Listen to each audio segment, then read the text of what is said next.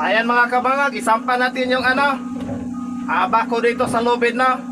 So sprocket ang nakauna. So ganito lang ako mag ano, pasampa ng unit, no. So itapat ko muna dito para di tayo mahirapan. Ayan. So una sprocket dahil sanay ako sa pag-travel, no.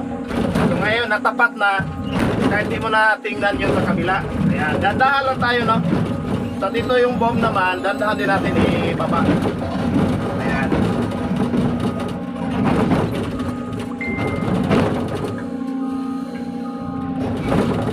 Ayan, dandahan lang.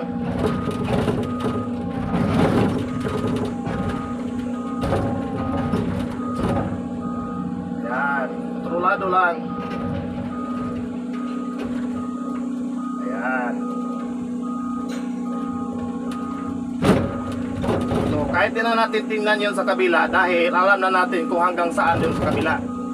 Diba kita nyo ng mga ano, yung may mga baglace. So saan siya tumama, yun na lang ang sundin natin. Ayan, so tiklop natin dandahan yung bomb, yung arm, dahil baka tamaan yun doon sa dulo, matamaan si spatter. So dandahan lang, lalo na pa yung mga practicing pa, dandahan lang. Ayan. So yung mga ano, sanay na, kahit paano yung ano, diskarte, okay lang yun dahil sanay na sila. Pero kung tayo ay baguhan pa, so umpisa pa lang, kailangan dandahan tayo. Ayan, no? Ayan. So ngayon, hindi ka na mahirapan yan mag-steer-steer dahil alam mo na kung saan lagay yung trackpad, no? Kung saan siya nakapwesto. Ayan. So diretsuhan na yan, hindi ka na mag-steer-steer. So ikot tayo. Ayan. Pag umikot tayo, kailangan malapit yung arm natin para di siya mabigat, no? So pag mabigat, delikado yan, baka tumuan. Pero ito maganda yung lubid namin dito dahil mababa lang ito mga kabangag, no? Ayan. Ganyan lang.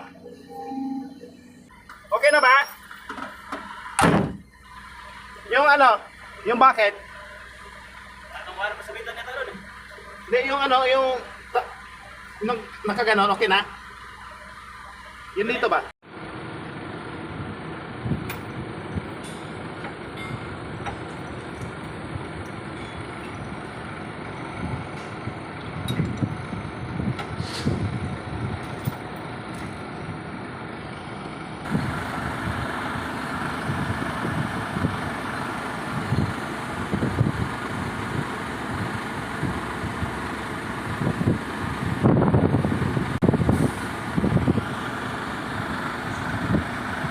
Saan ka, Bray?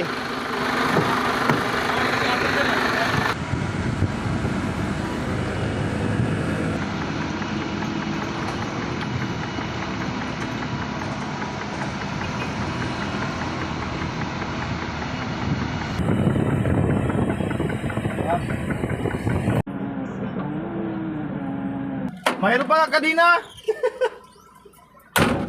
Ngayon mga kabangag, so madali na tayo magbaba dahil headleer yung nakauna.